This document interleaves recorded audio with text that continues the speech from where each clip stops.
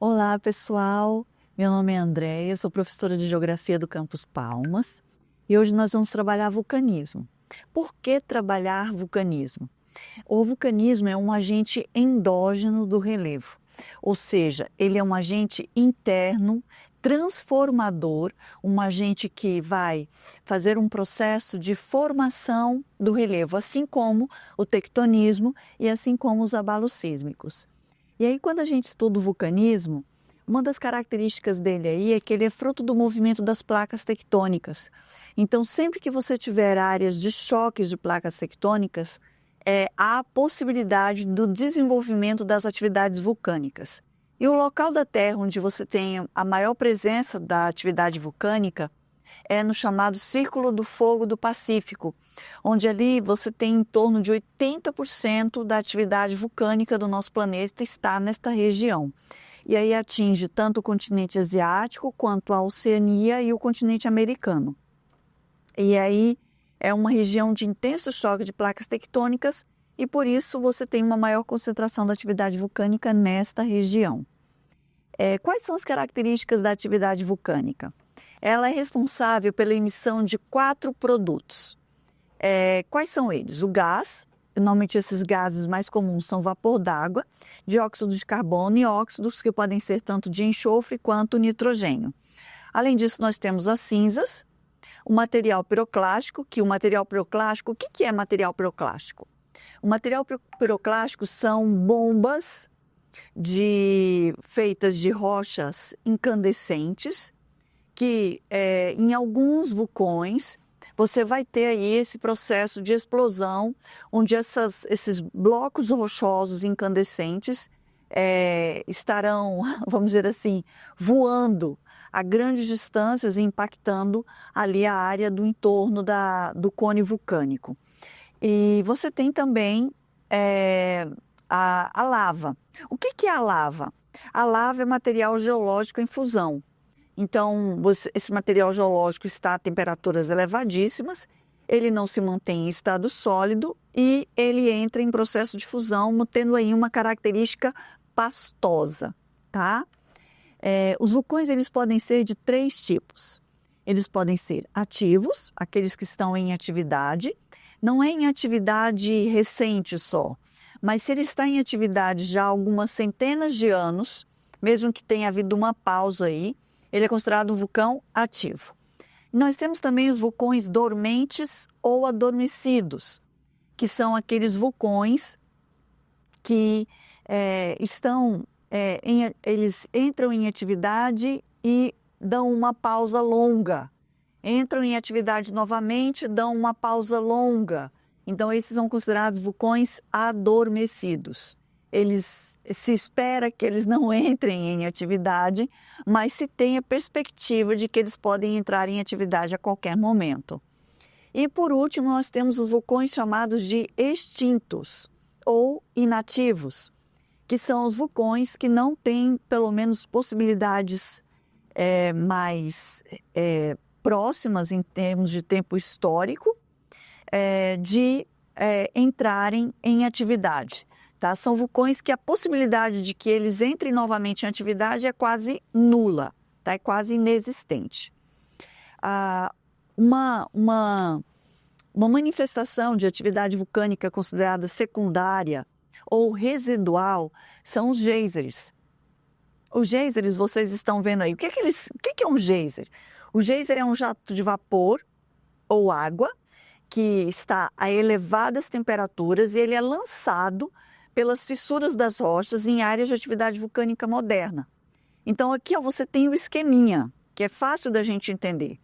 Você tem aqui as rochas aquecidas pelo magma, essas rochas aquecidas estão em contato com o lençol freático, automaticamente também aquecendo a água do lençol freático, e aí você tem as fissuras nas rochas, né, na estrutura da litosfera. E aí, com essas fissuras, esse vapor e água quente entra por essas fissuras, ele vai se acumulando, ali vai havendo um estado de pressão. Quando essa pressão atinge um determinado limite, esse vapor d'água e esta água que está ali, ela é lançada para fora em jatos que podem atingir grandes alturas e essa água está com elevadas temperaturas. Os geysers, como eu comentei, eles são considerados vulcanismo secundário ou residual, assim como as fontes termais. Lembra das fontes termais aqui no Brasil? Caldas Novas, né, Poços de Caldas. Então, são ali regiões onde você tem fontes termais e onde você tem essa estrutura aí de que a gente chama de vulcanismo residual. Aqui eu trouxe uma imagem para vocês conhecerem uma atividade de um geyser muito famoso. Esse aqui é o Velho Fiel, lá no Parque de Yellowstone, que é uma das primeiras áreas de conservação ambiental do mundo, o Parque Nacional de Yellowstone, nos Estados Unidos. E esse geyser lá, ele provoca um espetáculo muito bonito. Ele lança vapor e água quente em torno de 55 metros de altura. Olha que coisa assim absurda. Ele lança num tempo muito exato, aproximadamente em torno de 90 minutos, ou seja, de 1h30. Em 1h30 ele está lá lançando água para cima, a 55 metros de altura. As pessoas ficam lá para assistir a uma certa distância, óbvio, existe ali uma cerca de segurança. E as pessoas ficam ali esperando o momento certo que ele vai explodir. E ele expele, olha só, gente, entre 14 mil e 32 mil litros de água fervente nessa frequência aí de em torno de 90 minutos, né? Entre 1h30 e 1h30, tá? E os vulcões, a gente sempre pensa nos vulcões como fonte de sofrimento, de tragédias, de mortes, né? De dor. Mas os vulcões, eles também são fontes de riqueza. Eu trouxe uma imagem aqui para vocês numa antiga área vulcânica, as pessoas desenvolvendo agricultura. Solos em áreas vulcânicas, quando passam pelo processo de intemperismo, a lava vulcânica, em geral, ela é rica em elementos químicos que tornam o solo, depois do processo de intemperismo, tornam aquele solo bastante fértil. E aí você tem aí, normalmente em torno das áreas vulcânicas, em áreas onde o solo foi intemperizado, onde as rochas, foram intemperizadas e você formou ali um solo fértil, grande desenvolvimento da atividade agrícola, tá? Depois nós também temos os vulcões como fonte de riqueza para a extração de recursos minerais. Nós temos alguns exemplos aí, o molibdênio. O molibdênio é um mineral metálico utilizado para a produção de ligas metálicas bastante resistentes. E o molibdênio é um mineral originado a partir da atividade vulcânica. Nós também temos a calcita e a dolomita, que são utilizadas como fertilizantes na agricultura e também vêm de origem vulcânica. Os vulcões também podem desenvolver, a gente pode também desenvolver a partir da atividade vulcânica a exploração turística. É óbvio que essa exploração turística ela é um turismo que a gente diz assim, um turismo de aventura, um turismo de risco. Aqui, por exemplo, essa imagem que eu trouxe para vocês é de um vulcão que existe na Nova Zelândia chamado Akari. E existe até um documentário na Netflix, se vocês quiserem assistir, sobre esse vulcão. E mostra exatamente a atividade turística nesse vulcão e que ele é um vulcão adormecido, ele tem processos, ele entra em explosão, ele entra em atividade, ele adormece, ele entra em atividade, ele adormece. Nas últimas décadas isso aconteceu. E nesse período de que ele estava adormecido, iniciou-se uma atividade de exploração turística da região desse vulcão. E aí, essa imagem, ela mostra aí um período em que as pessoas estavam ali visitando esse vulcão e houve uma explosão. Infelizmente, parte dos turistas não conseguiram fugir e nem sobreviver a essa explosão vulcânica e nós tivemos a morte ali, nesse caso específico aqui, de 22 turistas. Mas nós temos atividade de exploração turística em outros lugares. Aqui, olha uma imagem do Akari vista por cima, né? Então aqui uma imagem dele da perspectiva dos turistas, andando aqui próximo ao cone vulcânico. E aqui é uma visão do Akari, uma visão aérea do Akari. Esse vulcão que eu coloquei para vocês lá na Nova Zelândia. Aqui nós também temos a exploração da energia geotérmica. A energia geotérmica é a energia que é explorada a partir principalmente dos geysers, das fontes de águas termais.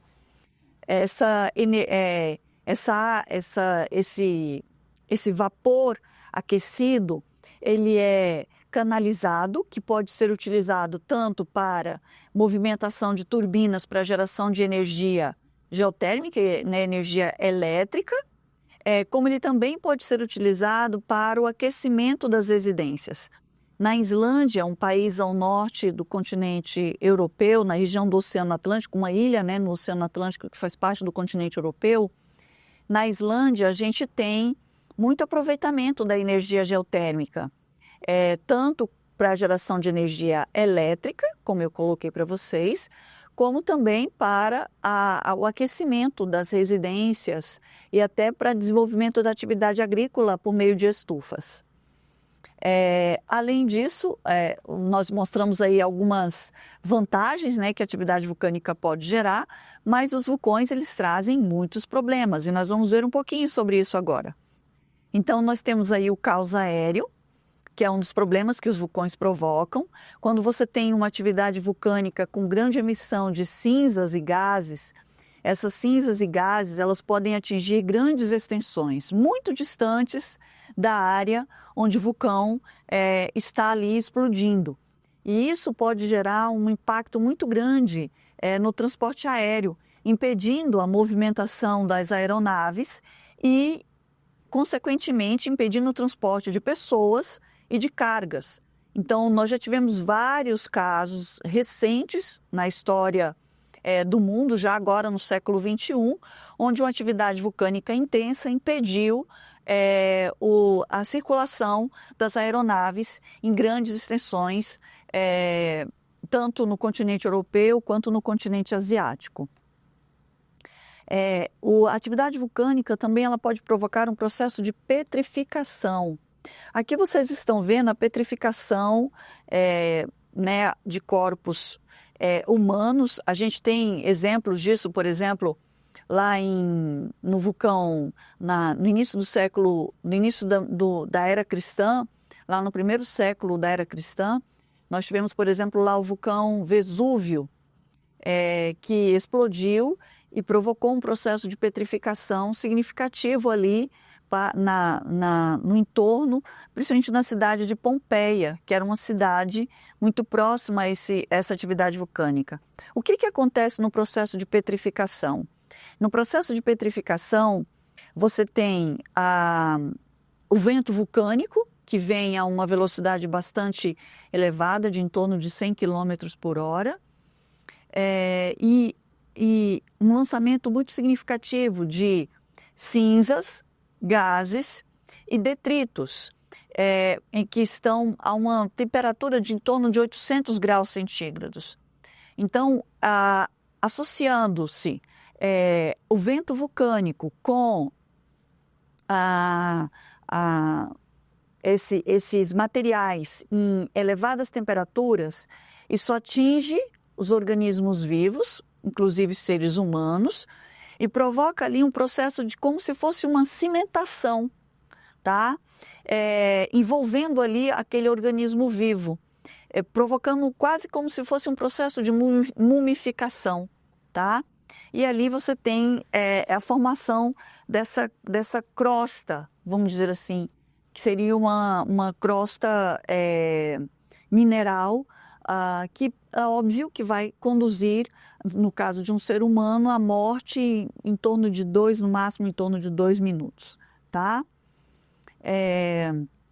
Aqui nós temos alguns desastres históricos e seus dados. Então você tem aí o vulcão Tambora, que em 1815 na Indonésia produziu 92 mil mortos. E entre as causas da morte, você tem uma causa indireta aí, que é a principal causa de morte do Tambora. Esse número de mortes do Tambora foi a fome. Como assim a fome? É porque quando o Tambora explodiu, ele lançou uma quantidade tão grande de cinzas e gases na atmosfera, que eles resfriaram o nosso planeta. Olha que coisa incrível! Reduzindo as temperaturas e provocando grandes perdas na agricultura. E aí essas perdas na agricultura foi que levaram à fome. E é incrível que isso impactou tanto em 1815, a região ali da Indonésia e o entorno na Ásia, mas também impactou no continente europeu. No ano de 1816, registrado historicamente que na Europa se usava o discurso que foi um ano sem verão. E esse ano sem verão exatamente foi pela redução das temperaturas, o que também gerou problemas de produção agrícola na Europa e também gerou fomes e crises sociais. Em 1883, nós temos o vulcão Krakatoa, na Indonésia, que provocou uma tsunami. Em 1902, nós temos o Monte Pelé, em Martinica, que provocou 29 mil mortos, aí pelo fluxo piroclástico e pelo lançamento de lahar. O que é o lahar? O lahar é lama fervente. Como assim? Você tem normalmente no topo neves eternas. Quando o vulcão entra em erupção, esse gelo derrete. E aí você tem uma associação desta água com a lava, e aí isso forma uma substância mais fluida que vai descer mais rapidamente e com elevadas temperaturas. E aí isso vai provocar as mortes. O Nevado del Ruiz, na Colômbia, que também teve lahar e fluxo. O Monte Uzen, no Japão, já mais recente, né? Que provocou 14 mil mortes. Então, aí são alguns dos desastres. Aqui eu trouxe uma imagem do Tambora. O Tambora é famoso pelos seus fluxos piroclásticos. Aqui o vulcão Monte Santa Helena, nos Estados Unidos. Aqui o Kilauea, no Havaí. Tá? Aqui uma piscina de lava do Kilauea, no Havaí. Essa formação aqui de uma piscina de lava é uma formação pouco incomum nos vulcões. Em torno de apenas 7 ou 8 vulcões no mundo formam piscinas de lava, e o Kilauea é um deles. Aqui você tem, né, o derramamento de lava. Você pode perceber aqui, olha só, os turistas aqui, tá? Que você tem no Kilauea é muito forte o turismo, tá certo? Você tem aqui as pessoas, né, observando o derramamento de lava. O Kilauea, ele tem uma característica muito interessante. Ele é um dos vulcões ativos que estão há mais tempo, quer dizer, um dos vulcões que estão há mais tempo em atividade no mundo. Ele está em atividade desde 1983, ou seja, ele está em atividade constante há 41 anos. É um tempo bastante longo, né? E aí nós fechamos nosso conteúdo sobre vulcanismo, e eu espero que vocês tenham gostado, e a gente se vê na próxima aula.